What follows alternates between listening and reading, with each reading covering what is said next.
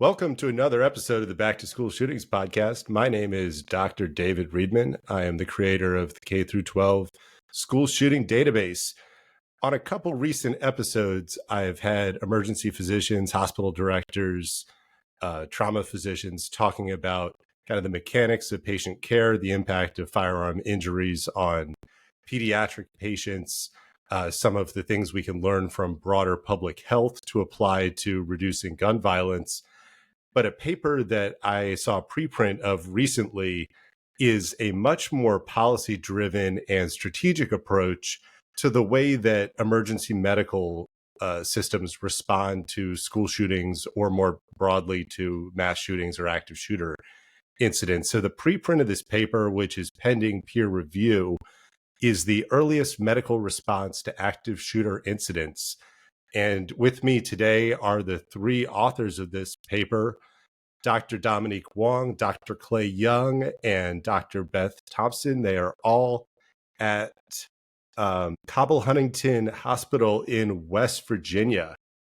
Dominique, could you please provide a little more info on your background? And we'll go around the horn here to get a feel for who's going to talk and why your message is so important. Great. Thank you, David. I'm Dominique Wong. I've been an emergency physician for almost 30 years now. I practice in Huntington, West Virginia. And over the course of my career, I've gone from direct patient care to considering other ways that emergency medicine can be applied to our world. In particular, my interest is emergency medicine in the context of Homeland Security. And part of that is medicine is applied to law enforcement. We work closely in the emergency department with our law enforcement partners, and there's sort of an organic relationship there, though not necessarily a formal one. Some of my other roles, I'm a co-facilitator for the Naval Postgraduate School Center for Homeland Defense and Security Executive Leaders Program. I'm the chair-elect for the American College of Emergency Physicians Tactical and Law Enforcement Medicine section. And just recently, I'm an at-large board member for the International Association of Chiefs of Police Police Physicians section. I'm Beth Toppins. I'm also one of the ER physicians here at Cobble Huntington Hospital. I'm the ED medical director, and I've worked here for the last 23 years in emergency medicine. Some of the other hats I've worn over the years included being a regional EMS director. I've stepped back from that role since, but now becoming a little bit more involved with Dr. Wong and her hands-on community education for law enforcement in our area. I'm Clay Young. I'm also an emergency physician, closing in on 30 years of practice. Have also had directorship of an air ambulance program, and have also been involved in the police training with Dr. Wong and the city of Huntington. And for our listeners who aren't familiar with all of my background, for 18 years, I was a firefighter and EMT. And I also was a part early in my career of a effort within FEMA to identify a process called resource typing across the country, which was going to be standardizing different types of either people or equipment. And one of those was defining what would be a rescue task force, an EMS task force, a paramedic unit, because we do not have national standards for emergency medicine across the country.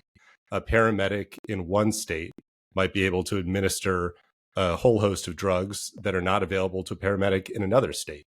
And in a third state, you might have all those same drugs, but they have to consult with a medical director who is within that state. And if you take those three paramedics and all send them to a fourth state to respond to a disaster, they are not all the same units and the same capabilities. And so we actually, things that seem standard across our country were not, have not, and unfortunately, this multi-year project did not solve a lot of those fundamental issues. So what we talk about today is a lot of terms like you hear rescue task force or tactical EMS or medical response to an active shooter incident. That is something that has a different procedure, different sets of people in every jurisdiction across the country. So I imagine that is part of what brought you to this paper. Yeah, absolutely. So, and you can add to what you have experienced already the fact that there are not a lot of national standards for policing either, as far as policing training requirements and things like that. So, what's the saying? If you have worked with one EMS system, you work with one EMS system, and the same goes for policing. And honestly, the training for both self and buddy aid or active shooter medical response is also pretty disjointed at times. So, part of the goal of this paper and some of the other work we do is to make the most evidence-based but police-oriented medical recommendations possible. One thing that is uniform across the board is that we know we have better outcomes if we can give direct critical medical care within the first 10 minutes and definitive care within 60 minutes. And that's definitive care to an operating room or interventional radiology suite, not to an ER door. So we know those things. We know the leading causes of preventable death in active shooter incidents. And then we know the police context. And now we can add the medical skills and training that are needed for non-medical personnel to that group of facts and come up with something that is relatively simple. You don't have to worry about causing harm if you do it incorrectly, because these people are, police most of the time are non-medical people. It's not too resource intensive for someone to purchase the equipment for their police officers. It's not too big a bundle of equipment for the officers to carry. And yet it can absolutely and has absolutely saved lives. And these are not, new findings that you have. Your paper is a really empirical analysis of a broad number of incidents. But I think it's been very clear, especially since the Aurora movie theater shooting, that police officers providing immediate care in a place where either EMS is not able to access the scene or you have a limited number of EMS units compared to victims, there were quite a few folks that were saved by law enforcement medical intervention. Can you kind of talk through that incident a little bit to frame this discussion for the audience? There's actually this started back when I had, at the time, 2 medical students who are now in residency work on 2 separate active shooter incidents that they picked themselves and looked at the earliest medical care. And Aurora Century Theater shooting was one, and the Marjorie Stoneman Douglas was another. And they're both really interesting cases to look at. So the Aurora Theater shooting is one where they had technically a tactical medic responded really quickly, a TEMS officer. That is probably more a coincidence. He was working as a police officer and happened to also be the TEMS medic. So he was working at the time as an officer, responded within a couple of minutes, as most of the time police do, and was able to get in there and get to work. And then as the chaos ensued with not knowing what was going on with the situation, a lot of people fleeing the studio or the theater, and difficulty, of course, in a chaotic situation, communicating between EMS and police. A lot of the casualties were just loaded in police vehicles. A decision was made to do that. And the majority of the most critical victims arrived to the hospital in police vehicles. EMS did see a lot of casualties, but they weren't the most critical casualties. So police made that, made that decision, and rightfully so, transported those people and got them there in a timely fashion. Marjorie Stoneman Douglas was similar. There were some, of course, delays in communication. And then when the responding police department arrived, they were able to use their own first aid training and their own medical kits and handled all of the casualties for the first 30 minutes. There was a Thames medic that was able to respond, but Thames is not designed to respond to active shooters. So it was a matter of somebody responding after 30 minutes because of a systemic problem, because of the way the Thames is designed. In the meantime, Rescue Task Force is there, and Rescue Task Force was not able to gain access because the situation wasn't deemed warm zone for them to be able to get in and access casualties. So again, police responded medically to almost all of the casualties at Marjorie Stoneman Douglas as well. I think maybe definitions would be helpful. So Rescue Task Force is a system where everybody in that EMS agency has the right PPE, body armor, helmets. They're typically not armed, and everybody in the agency is trained in this. They respond to a warm zone where the threat isn't imminent, but it's also not deemed a safe scene. And they do that with police escort. So it's a lot of moving parts, but in general, if you can get an ambulance there, like a regular EMS response, you have a Rescue Task Force member there. Thames, on the other hand, are tactical, typically medics and above, medics and physicians. Often they're armed. Their mission is to back special operations. So an agency may support one or two Thames providers, and that could be an EMS agency, it could be a police agency, it could even be a hospital if they support their docs to do that. But the whole agency isn't trained on Thames. They have a much higher level of tactical training. They typically can respond everywhere that police can respond. But again, their primary mission is not to respond to active shooter incidents. One of the other definitions that we might want to throw in is what we actually defined as medical care by law enforcement. Kind of with the after action reports, one of the things that we use as a marker of medical care would be, yes, direct medical intervention such as tourniquets or chest seals, but also extrication time. So it's a shift from their law enforcement mentality to victim response. So we included that in extrication times and transportation to the hospital as well.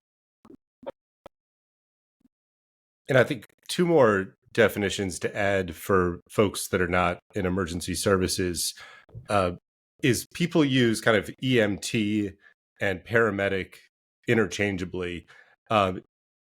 Technically, they're both within the EMT family, and there are different levels of EMT. So who you think of as an EMT is an EMT basic, and that's somebody who's understands kind of advanced first aid skills. They know how to splint. They know how to perform CPR, use an automatic AED, not a manual AED, and they administer a couple of drugs, which are generally drugs that people can buy off the shelf or they're already prescribed, and they're not drugs that can really cause a tremendous amount of harm if they're given incorrectly. And your standard ambulance across a lot of the country has somebody who's been in an EMT class, and that's somewhere in the usually 140 to 160 hours of training.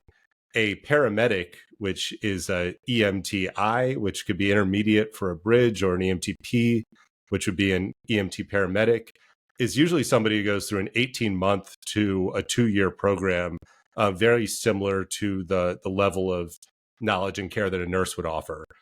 So they can start IVs, they can insert airways, they usually have dozens or more than 100 drugs that they can administer, some of those with or without medical direction. And some of those, like paralytics, could kill somebody if they're dosed incorrectly. So that is more or less a pre-hospital nurse and advanced medical provider. Within that, a tactical medic could be somebody who's an EMT, could be somebody who's an EMTI, could be somebody who's an EMTP. But regardless of their level, they usually don't have the same equipment that you would have in an EMS transport unit. because that entire ambulance, every compartment of it is packed with lots of different equipment. And that tactical medic in their police car probably has one bag where they have some IVs and some airway supplies and so on. So just putting that out so that people can understand that these terms are all very different.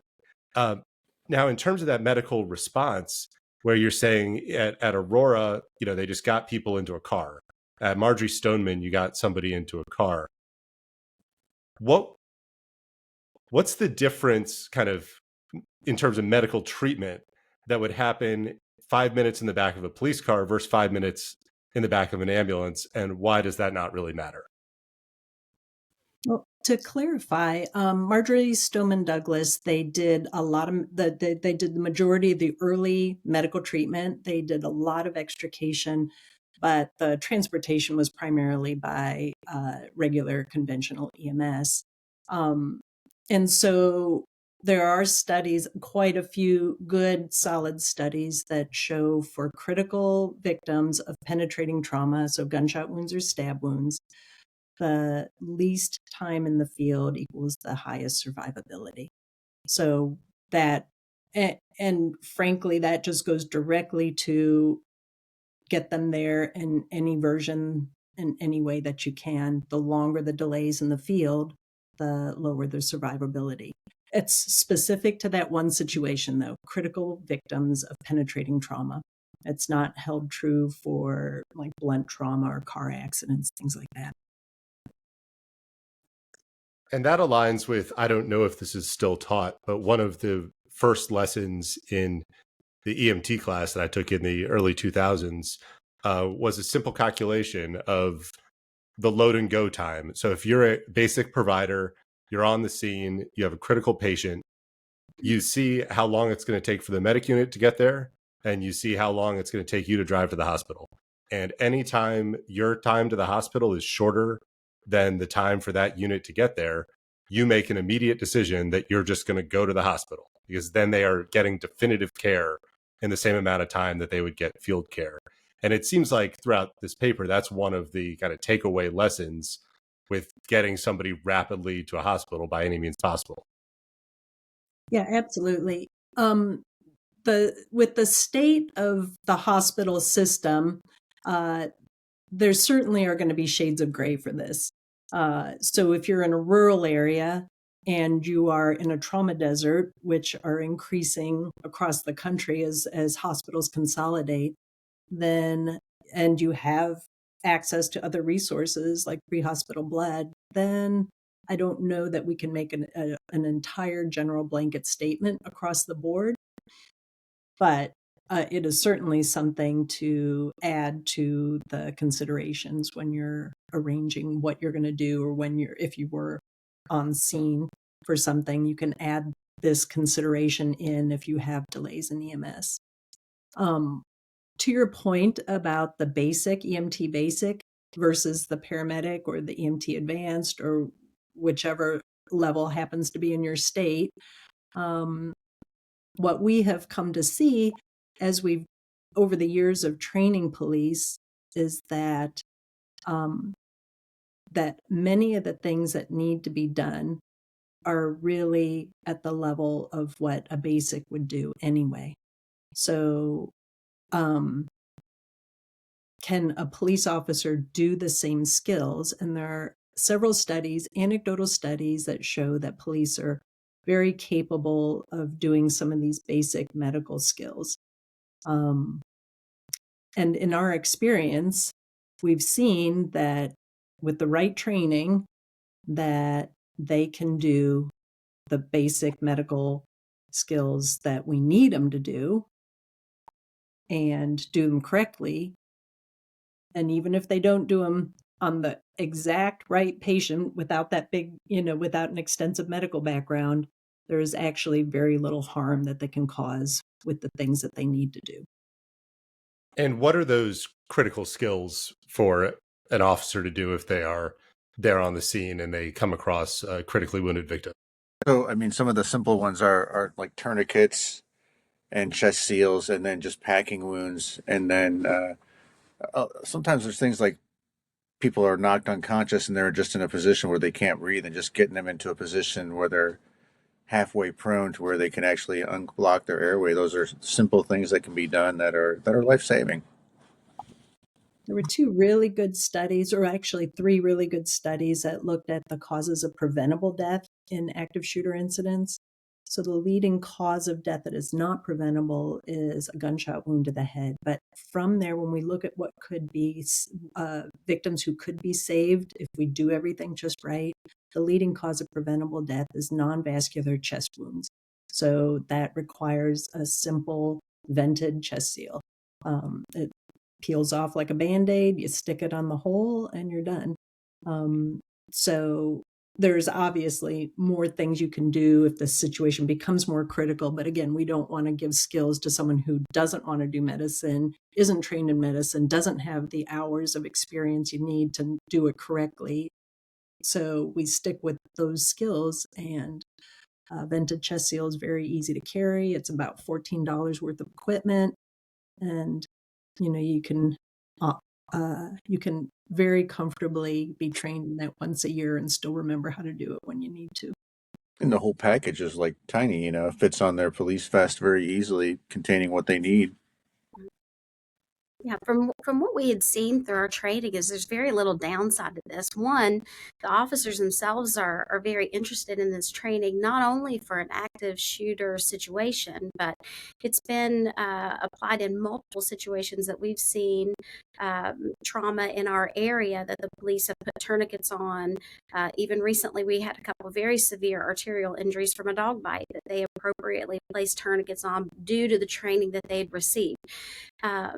They are very realistic that this could involve them, it could involve their partner, and so they're very invested in learning these basic skills. And like Dr. Wong said, it's not that we're trying to turn them into medical providers, but the equipment is cheap enough, it's small enough, and it's easy enough to use with just limited practice and education that there's really not much downside to encouraging forces to use it. We really don't see a way around it either. EMS has seen safety requirements. They are an asset, and they need to be preserved as an asset and can afford to go into an unsafe scene. Police are there, and they have to be able to cover that gap between the point of injury and the initiation of medical care.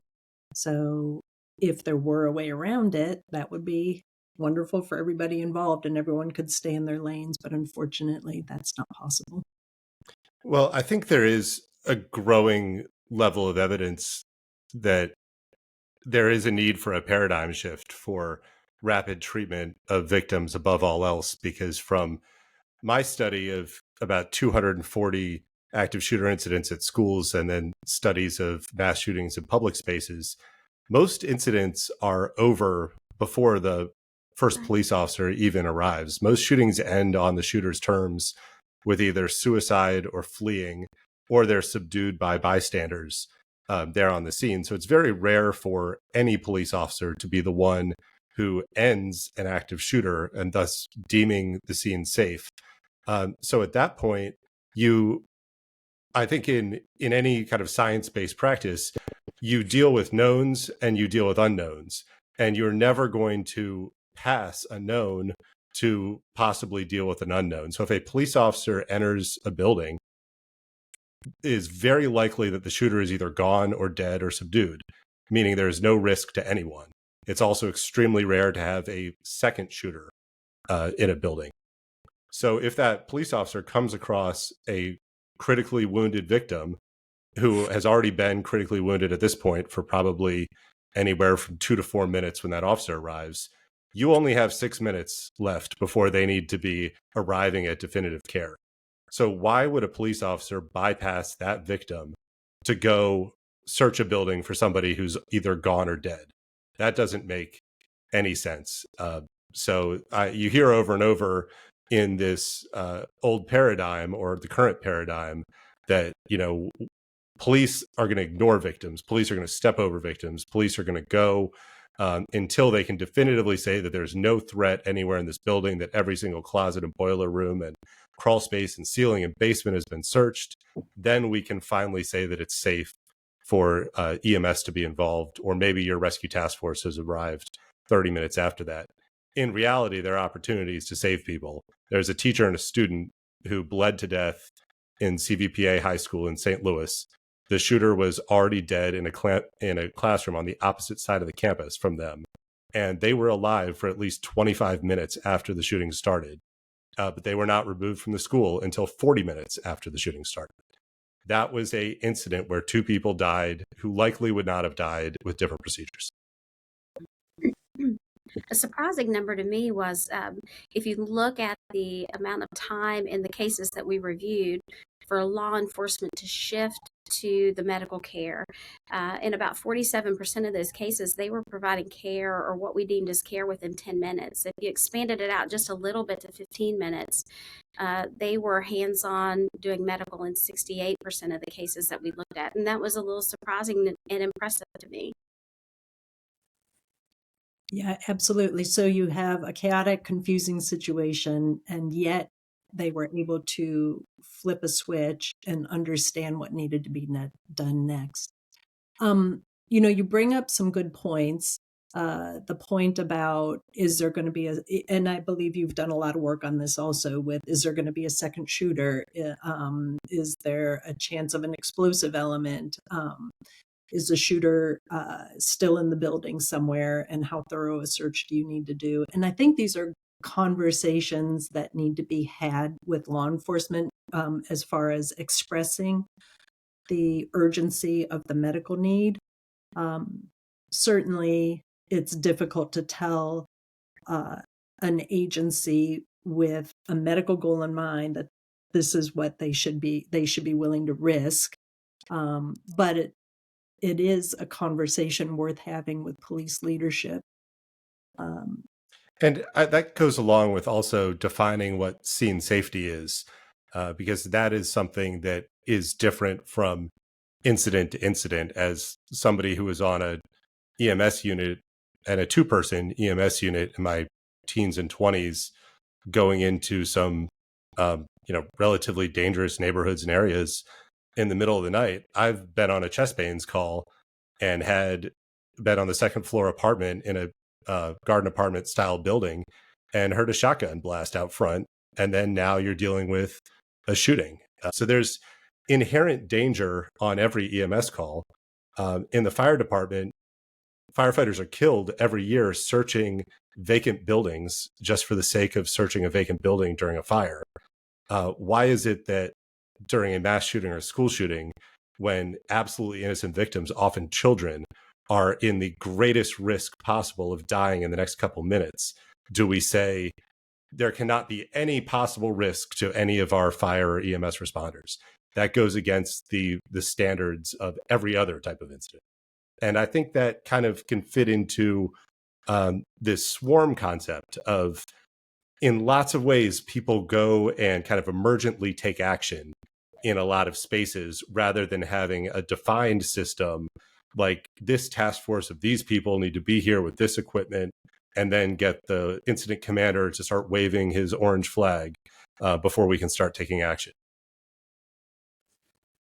Yep. So there's a difference between reality and policy. I was the medical director for a small EMS agency in the center of our state, and they had an incident, and it was after the incident had calmed down, and the paramedic had a bullet hole in his shirt that he hadn't realized, that how close that was. Even a car accident, on the side of the highway, they're putting themselves in danger all the time. Just like in the ER, there's a lot of violence now against providers. So these are risks that you take all the time. On the other hand, from a policy point of view, sending somebody in to an area where somebody is actively looking to harm other people. And we know what data we've had so far and how shooters respond. We don't know what they're going to develop in the future as they learn and modify and change their ways to have better impact as well. And from a policy point of view, to say that, hey, this is a tricky situation even for police. You don't have any PPE, you don't have any body armor, you don't have a helmet as a conventional EMS provider, and we're going to send you in there. What comfort level do we have that, what percentage is there a second shooter? What percentage is there where there's an explosive? And what percentage risk are we willing to tolerate before we send someone with no training and no PPE? So those are some of the things you think, typically not even a firearm, right? Now, Rescue Task Force is designed to have the PPE, but not the tactical training. So in theory, it was a great idea if you could coordinate with police and get that all done in a really short period of time. And that's the devil's in the details there. It is, when you read through these after action reports, or when we, in our simulations with police, it is about impossible to get a clear story, good information, accurate information in 10 minutes time. So that's obviously going to be an issue with your rescue task force effectiveness. On the other hand, would we force this? Do we need to force this issue about risk taking when we have an option? Which, again, when we see any of these active shooter incidents, we see a lot of police officers arriving.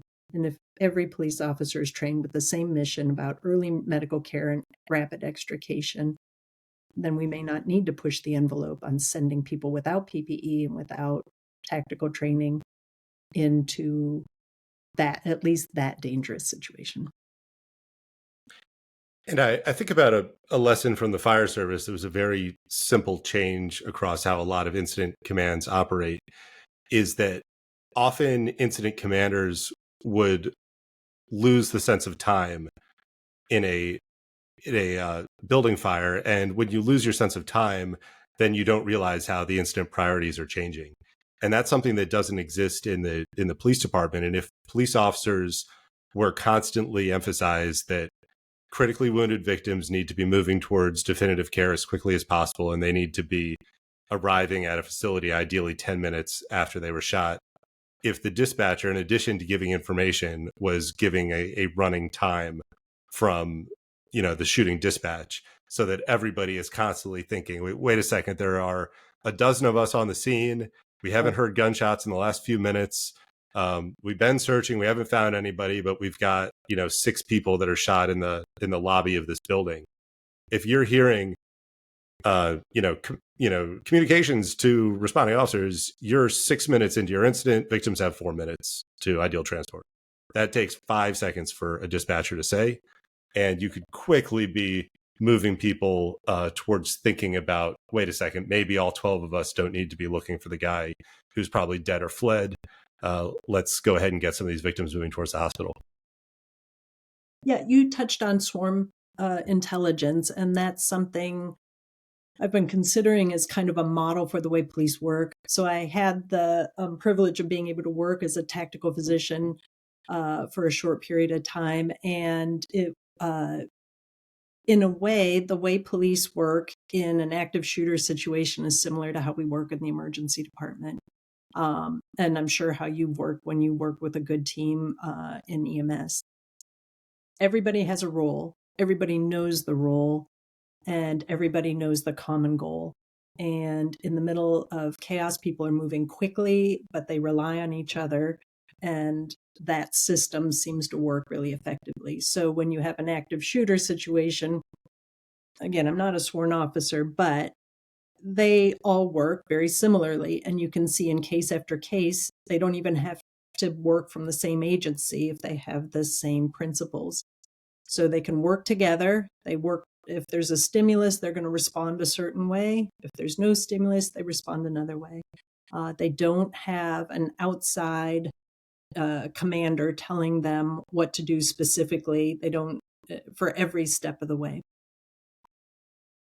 I would love to have a discussion with police leadership of, can we roll the medical side into this as well? So it's in their system It's in all of the boots on the ground responding officers system to add this in to their to their response systems.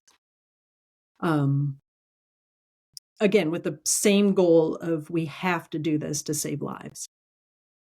So And I think it does take a commitment, like you said.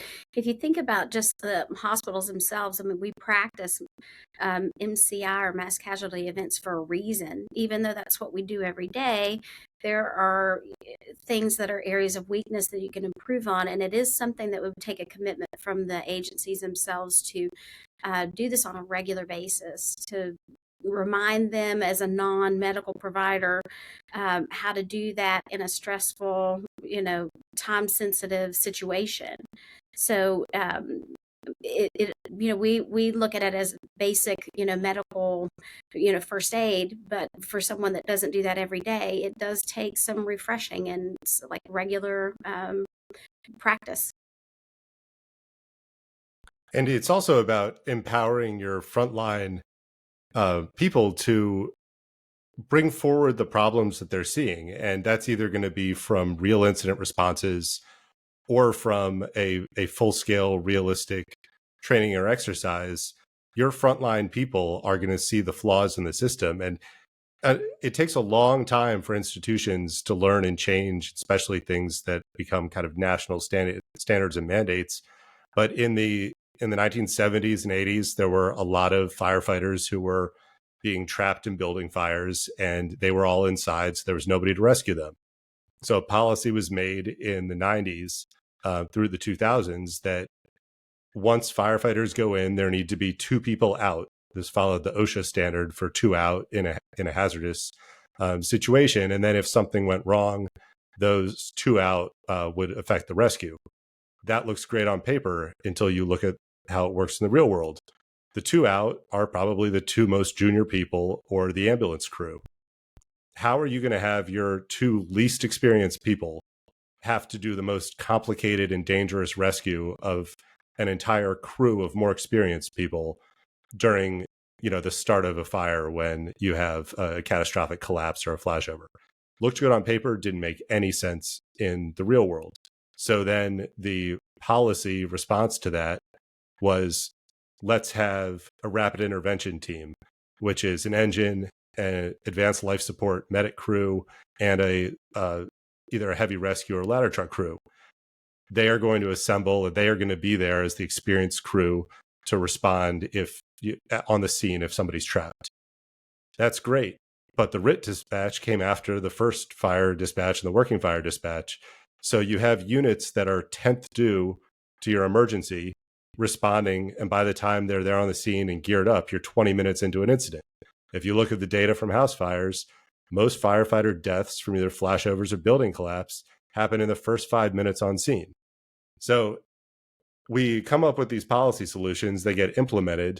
The RIT, Rapid Intervention Team, has now been implemented for 20 years. There's no recorded case or rapid intervention team ever making a critical rescue on a building fire, even though they're common across the country. I saw so many parallels to that in your study of the rescue task force. Great on paper, great in training, great in a controlled environment. But when it comes down to it, if they get there half an hour after the incident starts, when most of these are done in 2 minutes or less, you're not having any impact on life saving. Yeah, you bring up so many excellent points here, right? The system has been in place now for decades, and it's time to look and see whether it works with just frank honesty. Rescue task force can be resource intensive for an agency. You have to buy all the PPE to coordinate training. Number one, among every one of your EMS providers is hard enough, but now to have to coordinate training with every one of the police officers as well from a responding agency. Those things get to be very resource intensive. And again, these are roles that your everyday EMS provider and everyday police officer are going to be the ones addressing. So every officer and every EMS provider has to be trained in rescue task force. And then when you look at how well they work, we not only looked at the data and the response times, we also took some of the narrative out of these reports. And they were pretty consistent, saying that it was just difficult to say a scene is safe in 10 minutes. So when you actually exercise these or listen to any of the recordings, the chaos is incredible. And so you can see that that really does seem to confirm that 10 minutes is too short a time to get correct information that they need.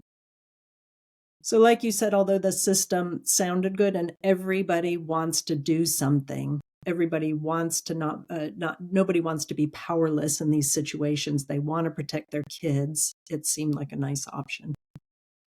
It doesn't require your providers to carry firearms. You don't have all that sticky mess and liability of somebody who's not tactically or law enforcement trained carrying a firearm, or the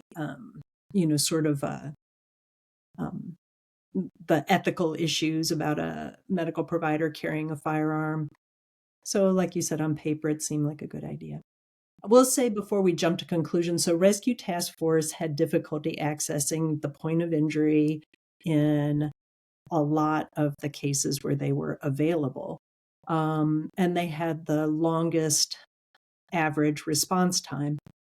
But what we also noticed in our paper was we tapped into a lot of incidents, but there weren't after action reports available to review for a lot of these. And of the ones that were available, there wasn't medical data consistently. So rather than say, scrap your rescue task force, I think the best message we can say with this is look at it hard based on the issues, the challenges that Rescue Task Force have seen. Number two, we need more data. You do a fabulous job gathering data. We are flying blind. We need more data to be able to make conclusions. And so those were kind of two of the takeaways. Consider your resources, and we need more data.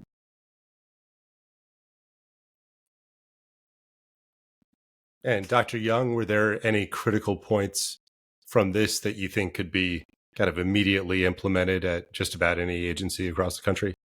I think the big one is like early involvement of the police in medical care and extrication, and I like the idea of training them for the simple interventions that they can do. And like we were saying with the rescue task force, they weren't there in under 10 minutes, not once. And the police were there averaging 8.6 minutes, or right around in there. And that's I think the best thing that we can do right now to medically respond to these is get the police involved early and get them involved in getting the patients out of there. Yeah. And like you said, redefining, what's safe and what level of risk we're going to take, because certainly, I think Columbine also had a teacher that died that was in the room alive for maybe an hour even. So totally savable, but that was one of the first ones and they didn't, know how to respond to it. Yeah, there's a heartbreaking documentary on the Santa Fe high school shooting that happened 2 months after Parkland. And there were two teachers that were hit with a shotgun in the hallway. They were some of the first victims, and they both were critically injured right by the door to the school. And the woman was laying directly across from her coworker, and she was calling her husband saying, I need help, as numerous police officers ran right past her because it turned into a barricade that was eventually the student was talked out of the room. But meanwhile, about 20 feet away, as 100 officers are there, she is just looking at her coworker, and she watches her coworker just slowly bleed to death and die there. And then ultimately, this woman is not taken to care by police, but it's her husband who drives around barricades, drives onto the campus, and ultimately drags her to the staging area where the EMS units are. So the last point, which Beth, if you could add anything to, is if a civilian is around, in a building or a school or wherever when a shooting takes place, what can you do as a civilian that can help somebody who's critically wounded? It's certainly not going to hurt them in any way. Right. There's a reason that there's been a big push recently to try to get educators and church attenders to learn Stop the Bleed and things like that. There's a reason that they really have tried to even educate elementary school students in signs and symptoms of stroke because they spend a lot of time with their grandparents. So the big thing is to try to get some education in the hands and minds of the people that are going to be on the scene the quickest. And in 100% of these cases, law enforcement is the first people to arrive that are capable of providing this life-saving treatment. And again, expanding to community as far as like Stop the Bleed training and that sort of thing is an excellent resource as well. And this is not trying to take away anything additional that's being done with the Rescue Task Force or Stop the Bleed or community training, but just kind of put a little bit of a spotlight on something that seems to be common sense. Let's get some education, some very reasonable skills in the hands of those that we're certain are going to be in these situations the quickest. Yeah, and I think reminding kids and community members that if you're in a bad situation, you can save somebody, that you don't need to be helpless there. Back to that shooting at Central Visual and Performing Arts in St. Louis, where the teacher and student, bled to death in the classroom.